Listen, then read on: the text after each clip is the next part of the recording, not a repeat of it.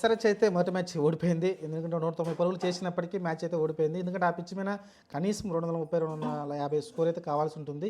కానీ అంత స్కోర్ అయితే చేయలేకపోయారు ఫస్ట్ బ్యాటింగ్ చేసి.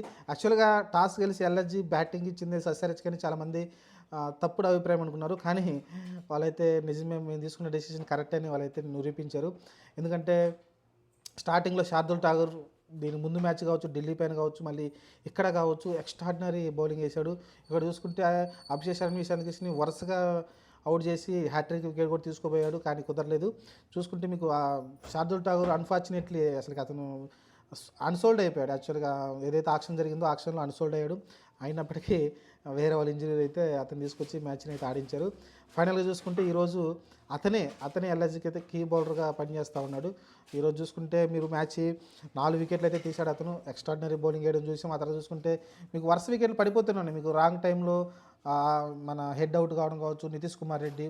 అలానే ఆ క్లాస్ అన్ఫార్చునేట్లీ ఏదైతే బిగ్ షాట్ ఆడబోయి స్ట్రైట్ కొట్టాడో, ఆ స్ట్రైట్ కొడితే బౌలర్ చేతికి తాకి వికెట్ రావడంతో అయితే ఇటుపక్క క్లాస్ అవుట్ కావడం కావచ్చు. అది క్లాస్ ఏమైనా ఉంటే ఇంకా 220 అలా వెళ్ళి ఉండేదేమో స్కోర్ అనిపించింది.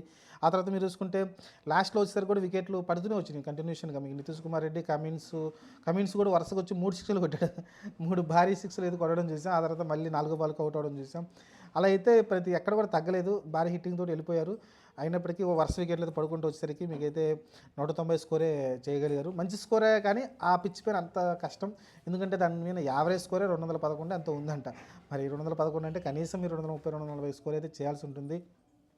రిషబ్ పంత్ కూడా అదే చెప్పాడు. మేము చేజింగ్లో ఖచ్చితంగా 240 టార్గెట్కు మేము చేజ్ చేయగలమని అయితే అతను అయితే చెప్పాడు. కాబట్టి ఆ భరోసాతో వాళ్ళైతే బౌలింగ్ ఎంచుకున్నారు. సరే, ఆ తర్వాత చూసుకుంటే మీకు సేమ్ మళ్ళీ వాళ్ళు ఏదైతే ఇంతకుముందు ఢిల్లీ పైన ఎవరైతే ఆడారో మిచెల్ మార్స్ కావచ్చు, లేకుంటే పూరన్, వీళ్ళిద్దరే మళ్ళీ ఆడారండి. పూరన్ అయితే వేరే లెవెల్లో ఆడాడు. అసలు మీరు చూసుకుంటే 216 స్ట్రైక్ రేట్ తోటి 26 బంతుల్లోనే మీకు 6 6లు 6 4 తోటి 70 పరుగులు చేశాడు. ఇక్కడే మ్యాచ్ పూర్తిగా మన ఎస్ఆర్ చేతిలో నుంచి అయితే ఎల్ఎస్జీ చేతిలోకి వెళ్ళిపోయింది. మీరు చూసుకుంటే మిచెల్ మార్షల్ కూడా 31 బాల్లో 52 పరుగులు చేయడం చూసాం. ఆ తర్వాత మీకు ఇంకా పంత్ వీళ్ళంగా చిన్న అంటే అప్పటికే స్కోరు దగ్గరకు వచ్చేసింది కాబట్టి అక్కడేమీ మీకు కంప్లీట్ కాలేదు. వాళ్ళకైతే చాలా ముందుగానే ఓవర్లు 4 ఓవర్లు ఆల్మోస్ట్ 4 ఓవర్లు మిగిలి ఉండగానే వాళ్ళైతే మ్యాచ్ని అయితే ముగించేశారు. మనం అనుకున్నాం కదా 250 స్కోర్ ఉంటే కానీ టఫ్ ఫైట్ ఉండదని అక్కడ అనుకున్నాం. అలానే 16 ఓవర్లో వాళ్ళు అయితే 190 పరుగులు టార్గెట్ని చేసేశారు.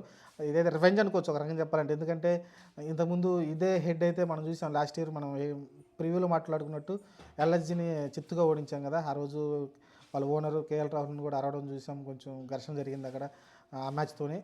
మరి ఈరోజు ఒక రకంగా రివెంజ్ తీసుకున్నట్టే ఎస్ఆర్హెచ్ పైన ఎల్ఎస్జీ వాళ్ళు. అది పంత్ కెప్టెన్సీలో. చూద్దాం మరి ఈరోజు చాలా ఉత్కంఠభరితమైన మ్యాచ్. ఇంకో మ్యాచ్ స్టార్ట్ కాబోతుంది. ఎల్ఎస్జీ ఒక మ్యాచ్ గెలిచింది 2 మ్యాచ్లకి. అలానే ఎస్ఆర్హెచ్ 2 మ్యాచ్లకి 1 మ్యాచ్ గెలిచింది. మొదటి ఓటమి అయితే చూసింది ఎస్ఆర్హెచ్ టీం.